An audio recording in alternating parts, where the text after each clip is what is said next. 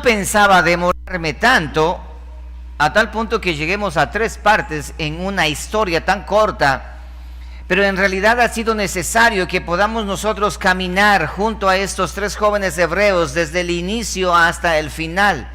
Y en cada parada que hemos hecho, Dios nos ha dado lecciones a nosotros tan prácticas y profundas. Lean conmigo lo que dice Romanos capítulo 15, por favor, rápidamente. Váyanse a Romanos el capítulo 15 para que se den cuenta que es tan importante que nosotros aprendamos de todo esto. Romanos el capítulo 15, versículo 4. Mira lo que dice la Escritura de la siguiente manera. Dice la palabra: porque las cosas que se escribieron, ¿qué dice? Antes, para nuestra enseñanza se escribieron. Así que la historia de Sadrach, Mesach y Abednego fue escrita en la palabra, no porque a alguien se le ocurrió escribir como una anécdota, no, sino fue para nuestra enseñanza. ¿Con qué objetivo? A fin de que por la paciencia y la consolación de las Escrituras tengamos esperanza. Gracias a esa historia que nosotros hemos por 3 martes, ahora cumplimos 3 martes, hemos aprendido, en nosotros se produce una esperanza. Es una esperanza en medio de la prueba, una esperanza en medio del dolor, una esperanza en medio de la pérdida, una esperanza en medio de la aflicción, una esperanza en medio de lo que puede ocurrir el día de mañana o lo que puede venir. En medio de una desesperación profunda, de un abandono de un ser querido, la pérdida de un ser querido.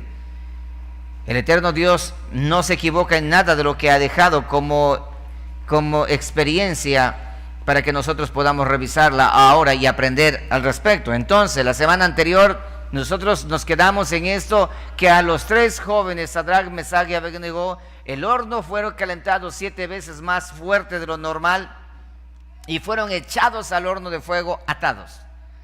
Lo ataron de pies y manos a los 3 y le echaron al horno de fuego. Tal era el fuego en su potencia y su poder que estaba, que el vapor que emanaba aquel horno asesino mató a los verdugos que tomaron y se acercaron para echarlos al fuego. El vapor, el humo que botaba ese horno mató a los verdugos, en otras palabras. Bueno, si mató a los verdugos el horno de fuego, eso quiere decir que quienes cayeron dentro del horno de fuego totalmente eran reos de muerte. No había escapatoria. Eso era inevitable. La gente que estaba observando, al observar que los verdugos caen muertos, dijeron: pobre de aquellos que ingresaron al horno. Si solamente en la puerta del horno, en la puerta de la aflicción mueren, ¿qué será dentro del horno de la aflicción? ¿Qué será lo que va a pasar adentro? Efectivamente, ingresaron atados. Los verdugos estaban con las manos sueltas y los pies sueltos para salir corriendo. Pero en cambio, Sadrach, Mesach y Abednego atados de pies y manos al horno de fuego. Me trae a memoria lo que dice la Escritura. Jesucristo menciona de que aquellos que no están inscritos en el libro de la vida serán atados de pies y manos y serán echados al horno de fuego. ¿Se dan cuenta? Hay 2 maneras de entrar al horno de fuego. En el horno de fuego va a haber quebranto, lágrimas, lloro, angustia, terror, temor y temblor y por castigo eterno. Pero hay otro horno de fuego que se llama la aflicción, en la cual la presencia de Dios experimentamos aquellos que hemos pasado por ese lugar. Ahora, ¿qué sucedió? Todos dijeron: murieron Sadrach, Mesach y Abednego. Y aquellos que estaban, aquellos conspiradores contra ellos, ellos dijeron: hemos logrado el objetivo y nos libramos de estos fanáticos religiosos que adoran a ese Dios falso llamado Yahvé o Jehová. Ese Dios que ellos mencionaban, a ese Dios que adoraban, ahora sí no les pudo salvar, porque el momento de salvar, de acuerdo a la mente humana, era de que cuando le iban a entrar al horno, ahí suceda algún milagro, que el horno se parta en 2, qué sé yo, o venga un río grande y apague el horno, pero un milagro de ese tipo estaban esperando. Pero nadie, ni inclusive los 3 jóvenes hebreos, no esperaron lo que iba a suceder. Lo único que ellos dijeron es que si vivimos o morimos, le pertenecemos a nuestro Señor. Es lo que aprendimos la semana anterior. Ahora el verso a continuación, lean conmigo. Entonces el rey Nabucodonosor se espantó. Fue inmediato, apenas los muchachos caen dentro del horno de fuego, de manera inmediata observa tres escenarios. Escenario número 1, los verdugos mueren. Escenario número 2, observa a los que cayeron, efectivamente cayeron. Y de pronto se levantaron. De pronto se colocan de pie, por eso dice que él se espantó, tuvo asombro, estaba tan relajado, tenía rabia, tenía coraje, y cuando le echaron al horno de fuego, él sació su ira. Pero en ese momento observa que se levantan dentro del horno de fuego, y es lo que le llena de espanto, le llena de susto, se espantó, se asustó, se apesadumbró y se asombró a tal punto que se levanta del lugar donde se encuentra y dice de esta manera: y dijo, y se levantó apresuradamente y dijo a los de su consejo, a todos aquellos príncipes a su alrededor: ¿no echaron a 3 varones atados dentro del fuego? Característica, atados dentro del fuego. ¿No le echaron atados ustedes dentro del fuego? Sí, Señor, sí, eso fue lo que hicimos. Ellos respondieron al rey: es verdad, oh rey, así fue. Nosotros mismos le atamos, le amarramos bien y echamos a 3, a Sadrach, Mesach y Abednego. ¿Por qué, mi rey? Y aquí viene el detalle. Dice lo siguiente. ¿Dónde estábamos? Acá está. Dice: es verdad, oh rey, verso 25. Y él dijo: he aquí yo veo. No ven los demás, solamente Nabucodonosor observa. He aquí yo veo 4 varones. ¿Qué dice? Dígalo fuerte. ¿Qué cosa? Sueltos. ¿Cómo fueron echados al horno? Y ahora, ¿cómo estaba mirando Nabucodonosor a esos que entraron atados al horno de fuego? Sueltos. Por un lado tenemos atado y por otro lado suelto. Ya voy a explicar eso. Mira lo que dice. Luego menciona, dice, que se pasean en medio del fuego. Eso es lo más terrible. No es que cayeron, yo vi caer, luego se levantaron y luego empezaron a pasearse, y había otro, eran 4 y se paseaban, pero estaban sueltos, caminaban, conversaban, manoteaban, hablaban, disfrutaban, como que si no pasara absolutamente nada. Se pasean sueltos, dice. Ok, vamos otra vez. Dice esto: que se pasean en medio del fuego sin sufrir ningún daño. Sin sufrir ningún daño. Y el aspecto del cuarto es semejante a hijo de los dioses. El otro es semejante a hijo de los dioses. Tiene una apariencia celestial, tiene una apariencia divina. No es normal, natural, como un humano común y corriente, no. Tiene una apariencia divina. Es semejante a los hijos de los dioses que ellos conocían. Es semejante. Hay 4. Yo dije 3, ahora hay 4. ¿Cómo es eso? ¿Qué sucedió? Explíquenme. Y todos quedan despavoridos pensando qué ocurrió ahora. ¿Cuál fue el castigo que dijo Nabucodonosor para estos 3 jóvenes hebreos? Calienten 7 veces más el horno de lo habitual. Si solamente con la calentura normal, cualquier persona se quema. ¿Cuánto más 7 veces más de lo normal? ¿A cuántos grados de temperatura? Es impresionante. Ahora, de pronto ocurre lo que nunca se pensó que iba a ocurrir. Le hago una pregunta: ¿sabía Sadrach, Mesach y Abednego que eso iba a pasar? No sabía, ¿cierto? Escucha, lo mismo ocurre en tu vida y en la mía ahora. ¿Qué pasaría? Presta atención a esto. ¿Qué hubiese pasado si es que Dios le hubiesen dicho, escucha esto, si Dios le hubiese dicho a Sadrach, Mesach y Abednego al oído: tranquilo, muchachos, que yo les voy a guardar dentro del horno. Tranquilo, no se preocupen, que no se van a quemar. Tranquilo, no va a pasar nada. ¿Qué hubiese pasado con ellos? ¿Qué hubiese pasado con ellos? ¿Ustedes creen que ellos entraron al horno asustados? ¿Sí o no? A ver, pónganse de acuerdo. ¿Entraron al horno de fuego asustados? ¿Por qué crees que le amarraron? Porque ellos decían, no, o sea, tenían su temor, obviamente, porque somos humanos también. Tenían temor, átenlo de pies y manos para que entren allá. Y ya no había forma, imposibilitados. Ellos tenían temor, claro que tenían temor. Ellos tenían miedo, claro que tenían miedo. Por supuesto, son seres humanos. Pero si Dios le hubiese dicho de antemano, no te va a pasar nada, ellos hubiesen entrado cantando canciones. Quizás hubiesen tenido una confianza vana en sí mismos, porque sabían de que ya me dijo, ya a mí me habló, ya me dijo, así que no tengo miedo, porque ya de antemano me dijo. Pero Dios no funciona de esa manera, Dios no hace de esa forma. Cuando Dios quiere dar, recuerden ustedes a Job, Dios si le hubiese advertido, mira, te voy a hacer pasar todo esto, tu mujer te va a abandonar, tus hijos van a morir, todo, pero tranquilo, no te preocupes que yo soy tu Dios y yo te voy a recompensar todo. No hubiese entendido Job quién es Dios. Job al final dice, de oídas te había oído, mas ahora mis ojos te pueden ver, porque yo pude verte. La presencia de Dios en nuestras vidas solamente podemos experimentar en el horno de fuego, en el desierto, en el pozo de los leones.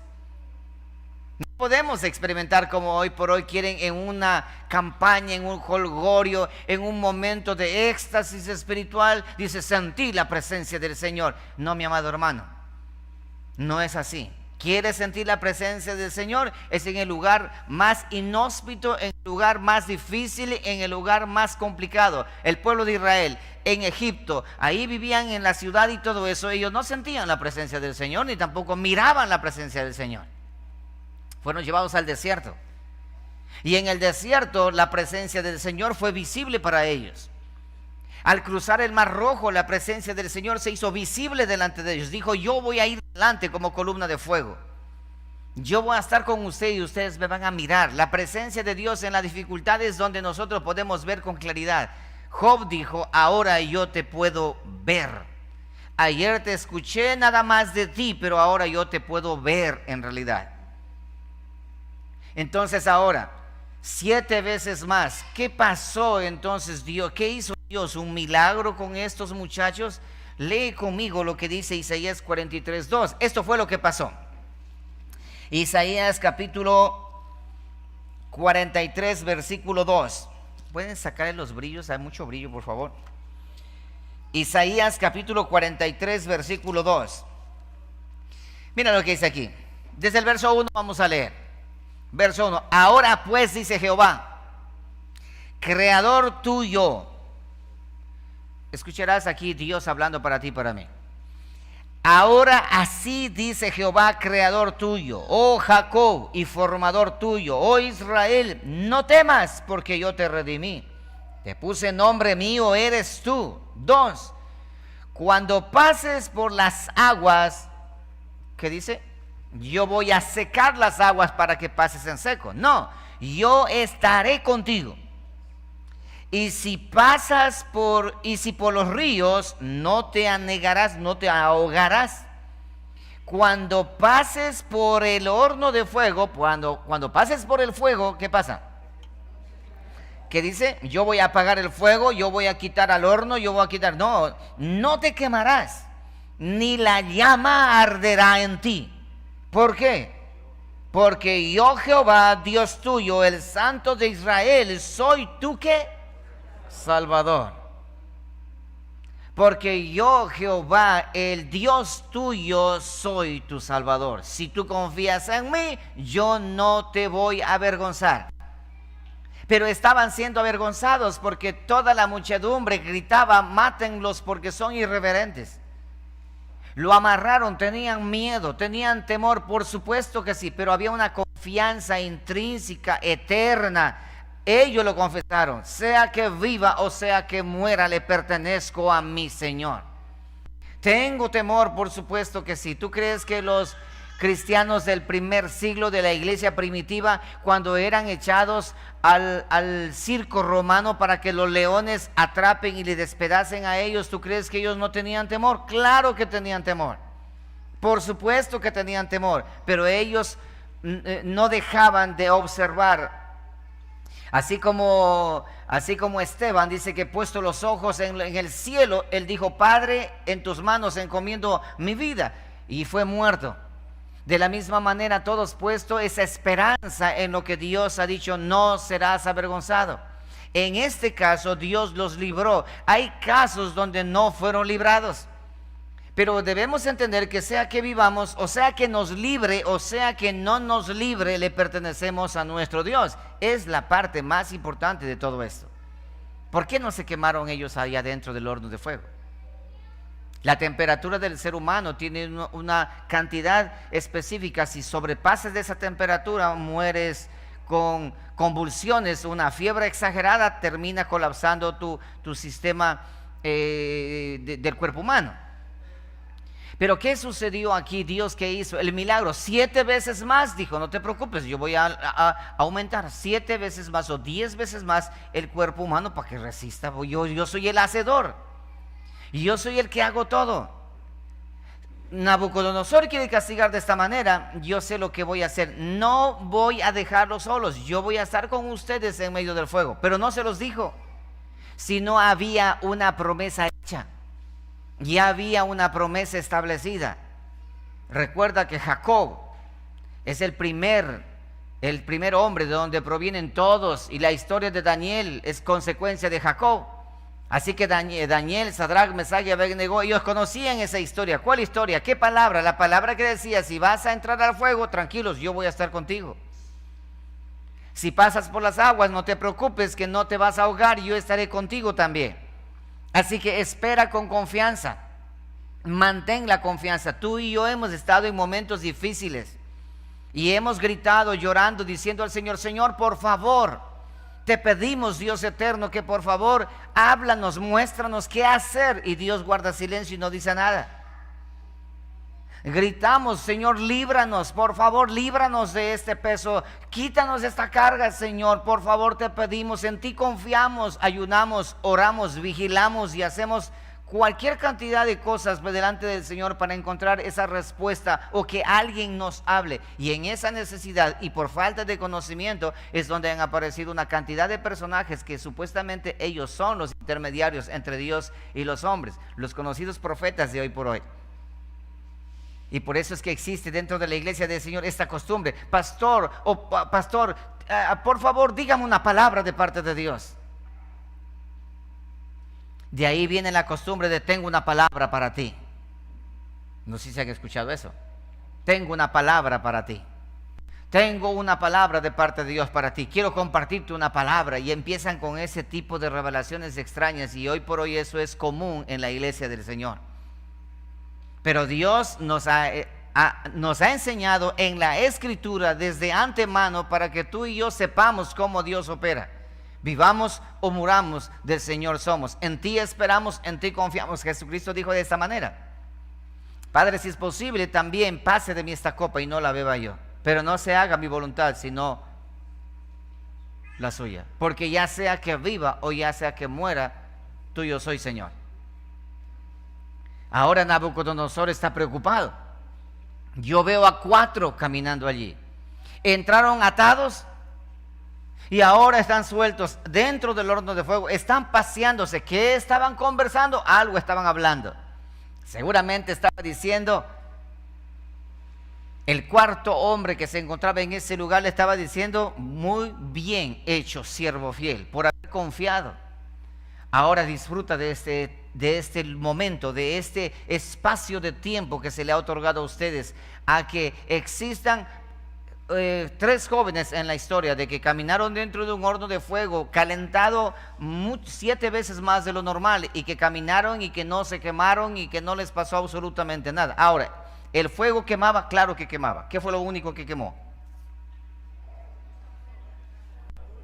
Las ataduras. Las ataduras fue lo único que quemó, pero los vestidos no. El cabello tampoco.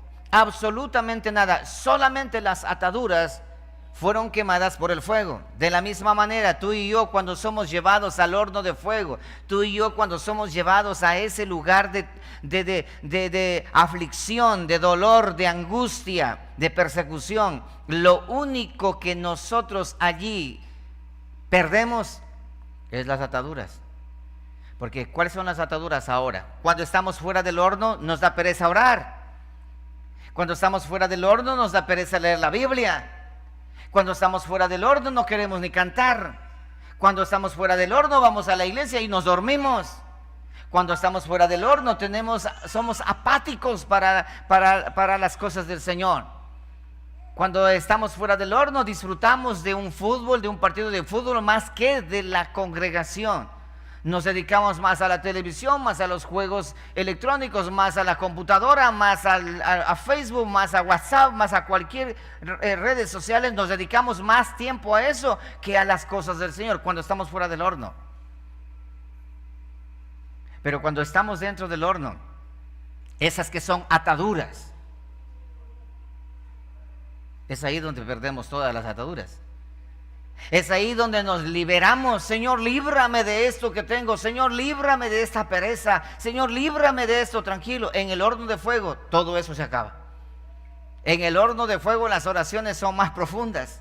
En el horno de fuego la presencia de Dios es real. Nabucodonosor dice, fueron 3, pero yo veo 4. Sí, ahí se encontraba la presencia de Dios, ahí se encontraba el verbo de Dios, ahí se encontraba la imagen misma de Dios para que Nabucodonosor pueda ver y darse cuenta que lo que él estaba pensando o diciendo no era como él creía. Ahora tiene un grave problema. La gran interrogante, ¿quién es ese Dios de estos 3 muchachos? Leamos más adelante. Vamos allá, Daniel.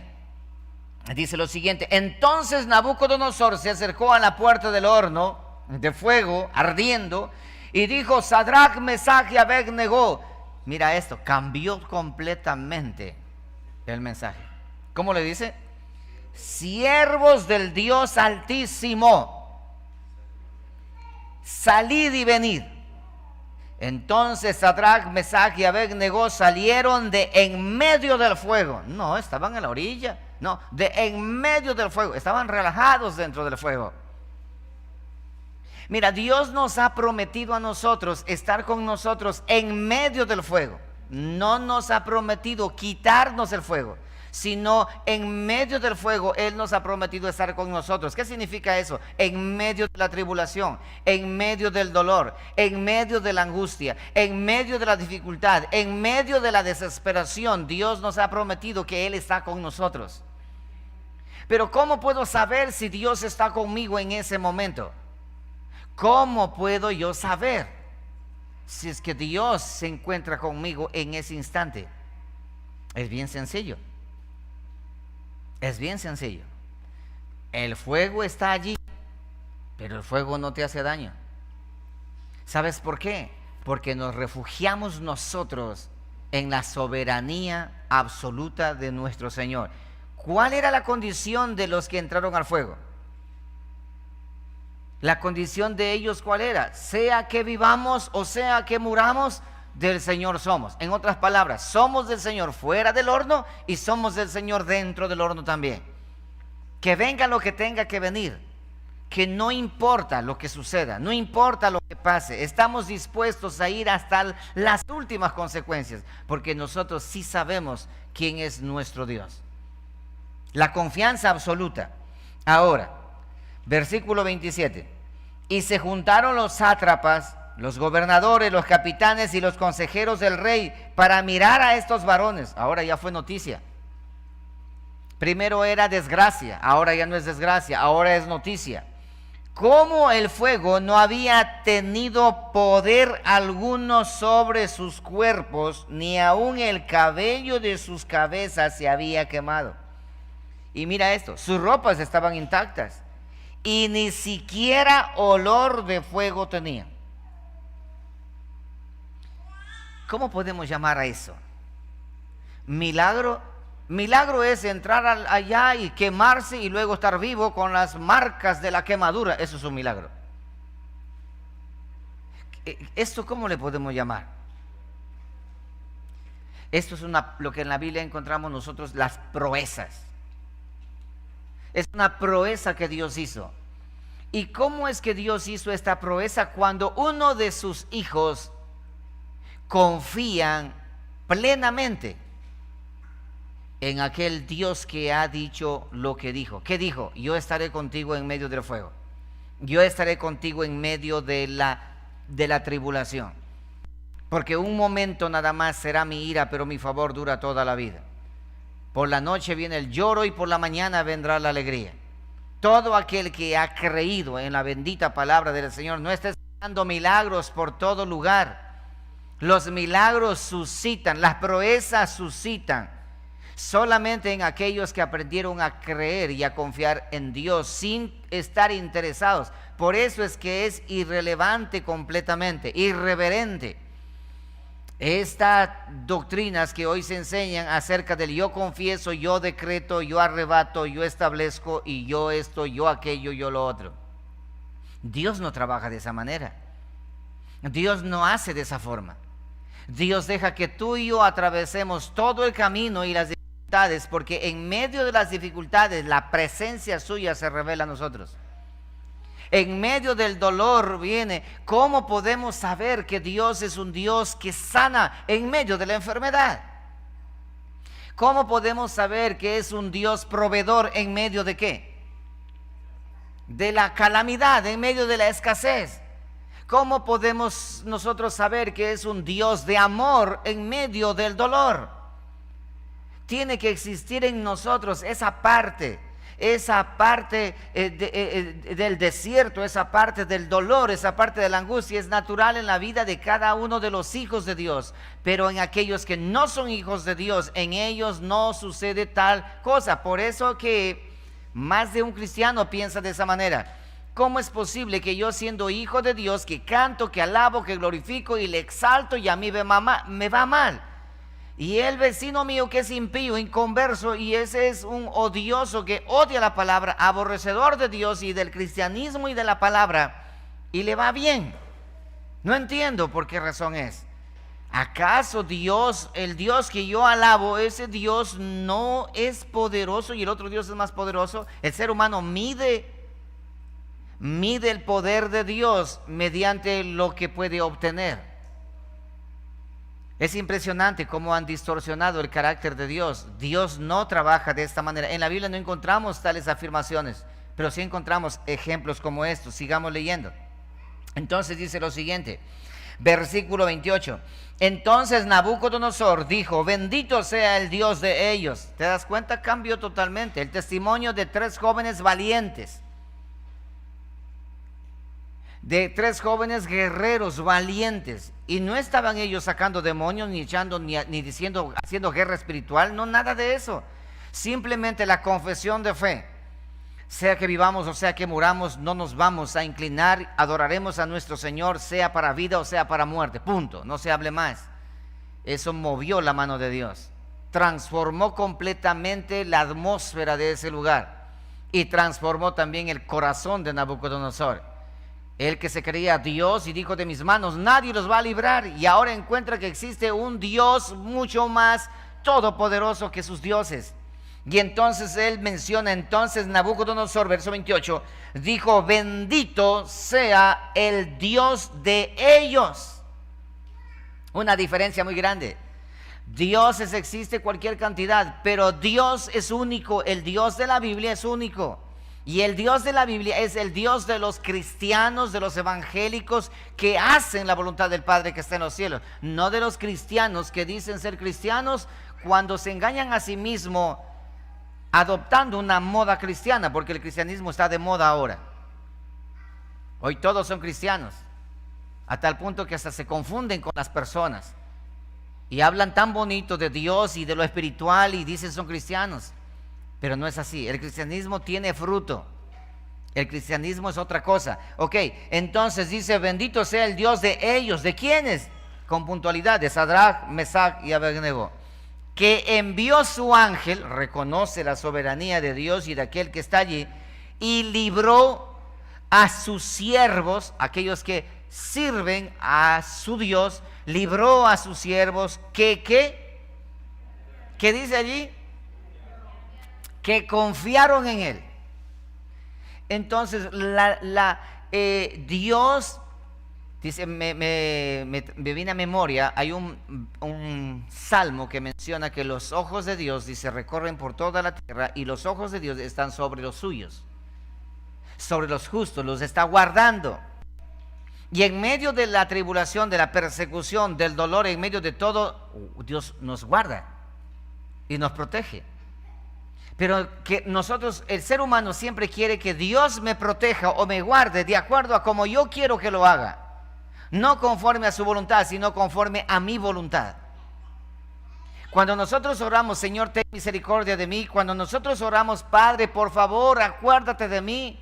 Estamos pidiendo nosotros que Dios meta la mano y que Dios, cuando decimos nosotros, presta atención, Señor, quiero sentir tu presencia, lo que mencioné hace un momento.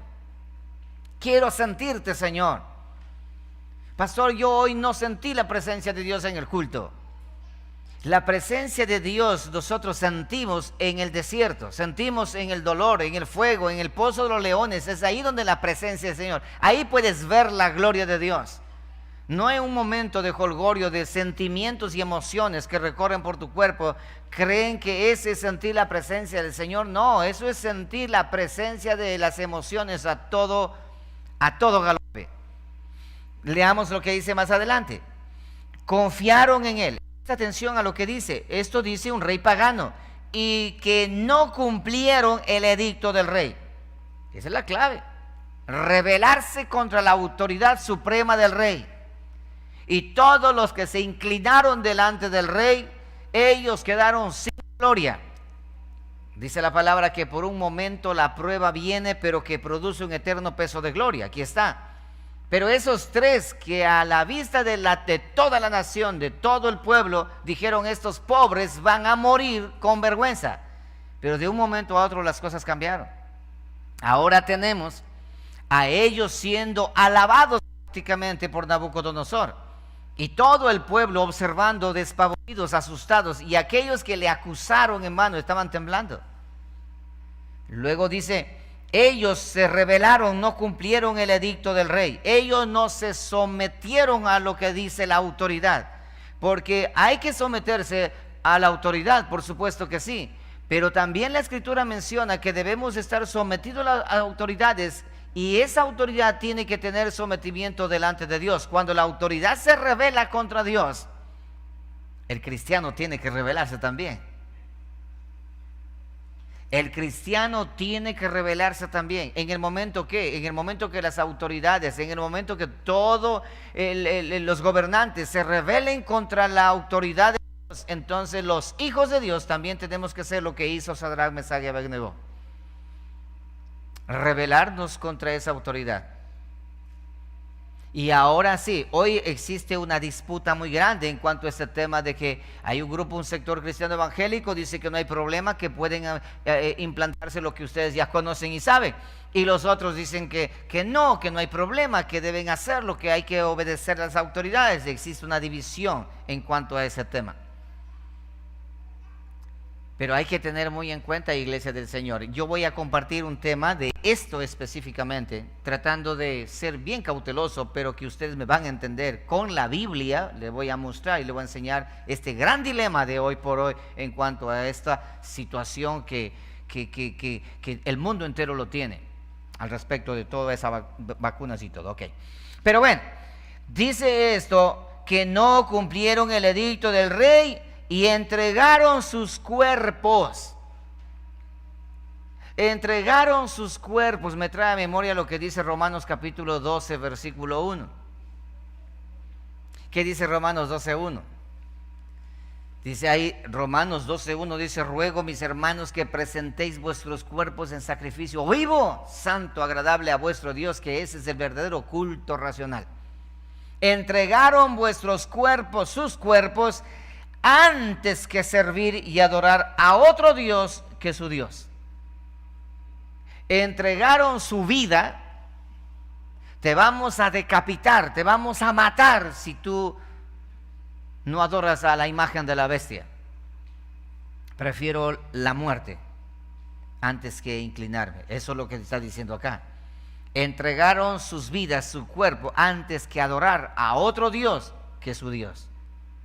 La identidad de un cristiano de verdad, la identidad de un seguidor de Cristo en realidad. Mañana vamos a llegar a este punto. Niegas a Jesucristo y aceptas a otro Cristo, el falso Cristo, entonces vas a estar bien y todo va a estar bien. Vas a poder comprar, vas a poder vender. Y ese tipo de expresiones ya se escuchan por todo lugar ahora ya. Sin poder comprar, sin poder vender. ¿Por qué? Por no someterse. ¿Qué es lo que quieren hoy por hoy? Subyugar y someter a toda la población bajo un solo yugo. El cristiano tiene que obedecer a las leyes, pero va a llegar un momento en donde tienes que desobedecer a las leyes. Y cuando desobedezcas a las leyes, el horno de fuego te espera. Por eso es importante estar preparado. Entonces, cuando llegue ese momento, ¿qué tenemos que hacer? Si hoy por hoy la mayoría están asustados y ahora, pastor, mire, me van a echar el trabajo, es lo único que tengo para sobrevivir. Mañana vas a tener que elegir entre el trabajo, y no solamente entre el trabajo, sino entre tu familia y entre tu vida misma y la fe que profesas. Por eso dice la Escritura que cuando Jesucristo venga, ¿hallará fe en la tierra? Porque la mayoría de personas llevan un cristianismo hoy por hoy basado en sentimientos y emociones o en lo que siente. Es que no sé, ¿por qué razón no caminas adelante? Sigue, hermano. Me desanimé. Es que me siento desanimado, desanimada, no sé, algo me pasa, me enfrié. Oye, la fe no puede enfriarse. Las emociones son las que se enfrían, los sentimientos se enfrían. La fe nunca decae. El que tiene fe mantiene siempre la guardia en alto. Y aquí tenemos a estos tres jóvenes. Mire, terminemos esto. Dice, por lo tanto, mira, el resultado de tres jóvenes en una nación tan grande. Por lo tanto, decreto que todo pueblo, nación o lengua que dijere blasfemias contra el Dios de Sadrach, Mesach y Abed-Nego sea, ¿qué cosa? Descuartizado, y su casa convertida en muladar, por cuanto no hay Dios con D minúscula que pueda librar como este Dios con D mayúscula. No hay. Ya Nabucodonosor dice, no hay. Yo que soy el mimado de los dioses, conozco a todos los dioses. A Marduk conozco, a Baal, los dioses de todos lugares conozco, y no hay Dios que pueda librar como este Dios lo ha hecho. Otras ocasiones yo he calentado 7 veces el horno, entran y mueren y se calcinan, no salen ni los huesos. Pero este Dios es verdaderamente un Dios todopoderoso. Por lo tanto, quien quiera que se levante y blasfeme contra el Dios de Sadrach, Mesach y Abed-Nego será descuartizado.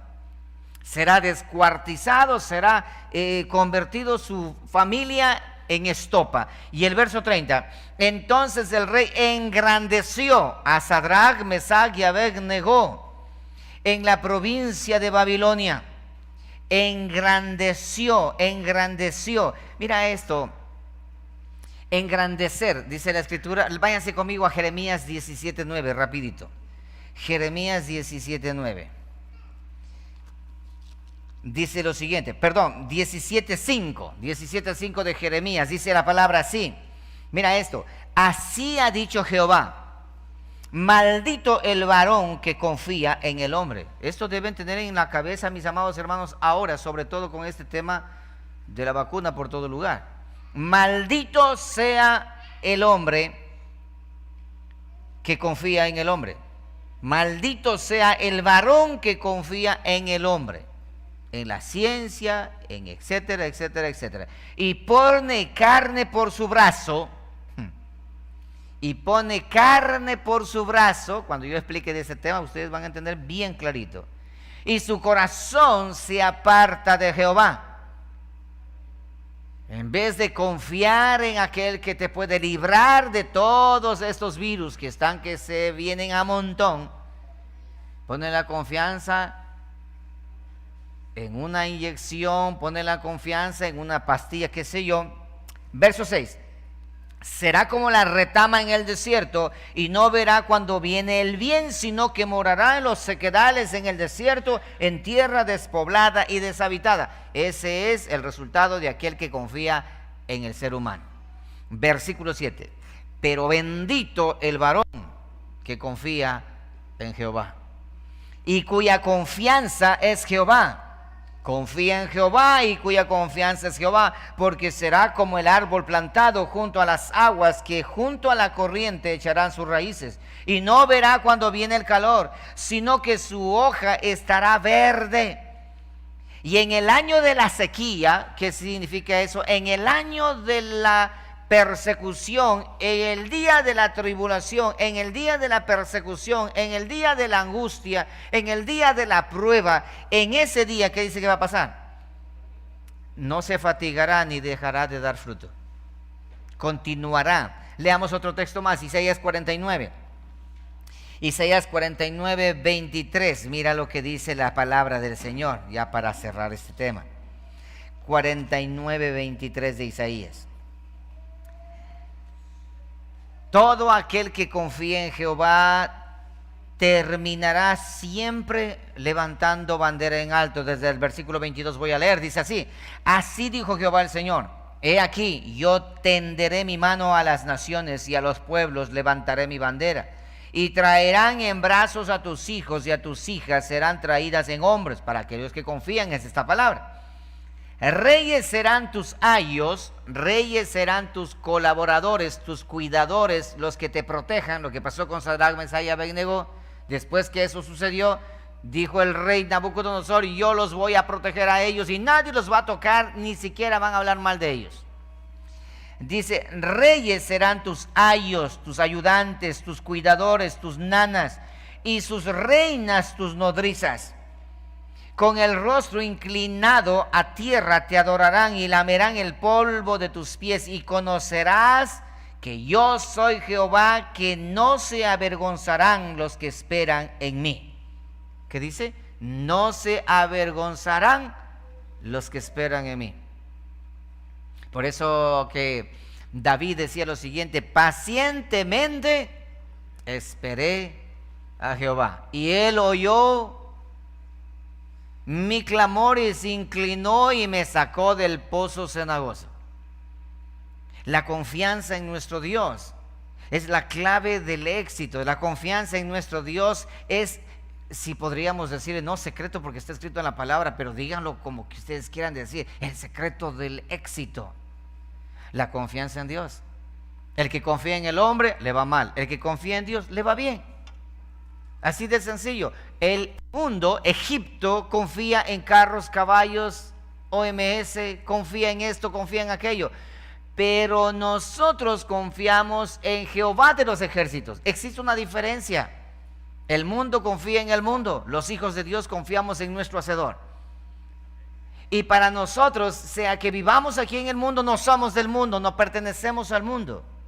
Y esto no quiere decir que no consumamos lo que el mundo provee: arroz, azúcar, qué sé yo, todo lo que el mundo da y lo que nosotros podemos obtener. Sí, pero recuerda, cuando empiezan a violar ya la confesión de tu fe, es donde nosotros tenemos que pararnos firmes y decir: no, Señor, no, Señor.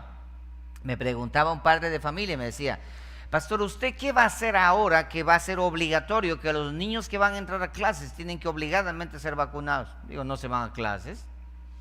Claro, no se van a clases. Pero pastor, ¿y ahora cómo no van a estudiar? Bueno, dejemos que ver qué pasa el día de mañana. Prefiero que pierda un año antes que violentar el cuerpo de mi hijo con algo que existe una duda en todo el mundo. Cuando le explique de esto, ahí voy a mostrarle que... Leamos otro texto más, Salmos capítulo 25, por favor. Salmos capítulo 25. Salmos capítulo 25, versículo 1. A ti, oh Jehová, levantaré mi alma. Dios mío, en ti confío. No sea yo avergonzado. No se alegren de mí mis enemigos. Ciertamente, ninguno de cuantos esperan en ti será confundido. No existe justo desamparado ni que su descendencia mendigue pan. No existe alguien que ha confiado en Dios y se haya destruido a sí mismo. No existe. Porque quien confía en Jehová jamás será avergonzado ni confundido. Versículo 3, otra vez. Ciertamente ninguno de cuantos esperan en ti será confundido. Serán avergonzados los que se rebelan sin causa. La confianza en Dios determina nuestra condición de vida. Cerrando este tema.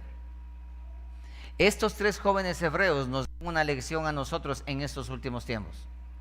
Hoy existe una presión mundial, lo que nunca. Tengo 51 años y en los 51 años no he escuchado durante toda mi vida, ni siquiera en la historia en el siglo anterior,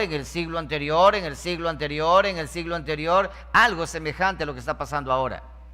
Eso nada más y nada menos quiere decir que esto no se va a detener. De que se viene el sistema de la bestia para gobernar todo el mundo, no hay lugar a duda y no hay marcha atrás. Se dio inicio y no hay nada que pueda detenerlo. ¿Y sabes por qué no hay nada que pueda detenerlo? Porque está escrito que eso va a ocurrir y eso va a pasar. Entonces, ayunar para que todo eso acabe. Decían que querían hacer, unos pastores me invitaron a hacer 40 días de ayuno y con vigilia, para parar todo esto que está pasando, porque hay guerra en los cielos y hay que entrar en guerra. Digo, no, ¿para qué voy a entrar? No estoy entrando en guerra, porque eso Dios ha determinado y así tiene que ser. ¿Para qué voy a ayunar? ¿Para qué voy a vigilar yo? Si Dios dijo que va a pasar, y cuando ya ustedes vean que está pasando, ¿qué dijo? ¿Que van a ayunar para pelear contra este sistema? No tenemos que pelear contra el sistema, no. Al contrario, ¿qué tenemos que hacer nosotros? Prepararnos. Es lo que estamos haciendo, preparándonos, mirando el ejemplo de ayer, cómo Dios trabaja, cómo Dios opera. Y ahora nosotros ir preparándonos para lo que va a venir el día de mañana. Y donde quiera que nos sorprenda, y a medida que esto va avanzando, a la iglesia del Señor nos van a ir acorralando hacia un rincón. ¿Para qué? Para aquellos que confían en Jehová, se haga diferencia de aquellos que no confían. Entonces la cizaña y el trigo tienen que ser separadas. La cizaña y el trigo será separado. Recuerda, dijeron los obreros, dijeron al jefe, al dueño de la hacienda, vamos a arrancar la cizaña que está sembrada. Y el dueño de la hacienda dijo, no, déjenlo tranquilo. En el tiempo del fin, la cizaña y el trigo serán separados. Estamos llegando hacia ese tiempo. Y tú y yo tenemos que prepararnos ahora. ¿De qué manera? Cada circunstancia que viene a nuestras vidas, entendamos bien cómo Dios trabaja, démosle gracias a nuestro Dios que nos permite que nosotros avancemos en esa experiencia, que vamos entendiendo ese sufrimiento, que vamos aceptando que Dios así opera, y vamos nosotros dándonos cuenta de qué forma Dios nos va haciendo que maduremos a nosotros. Porque el dolor en nosotros produce madurez. La tribulación en nosotros produce madurez. Y mientras más maduros nosotros estemos, más listos estamos para que seamos cosechados. En una próxima oportunidad compartiré la historia, es semejante a esta historia que está escrito en la palabra en el capítulo 6 de Daniel más adelante, acerca de Daniel en el pozo de los leones.